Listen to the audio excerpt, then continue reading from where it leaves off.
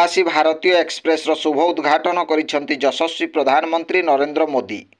अष्टादश प्रवासी भारतीय महासम्मिलन में जोगदे आज शुभारंभ करिसेंती माननीय प्रधानमंत्री नरेंद्र मोदी। प्रवासी भारतीय एक्सप्रेस एक स्वतंत्र अत्याधुनिक पर्यटन ट्रेन विशेष भाव में भारतीय वंशोद्भव एवं प्रवासी भारतीयों उद्देश्य शुभारंभ करा जायछि। केवल 45 रु 65 वर्ष बयसर प्रवासी भारतीय माने एही ट्रेन रे यात्रा करिपारिबे।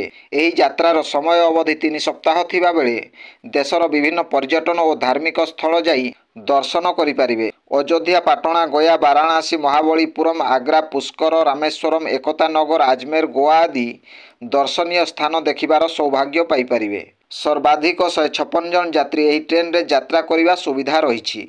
ब्यूरो रिपोर्ट, जनजागरण ओडिया।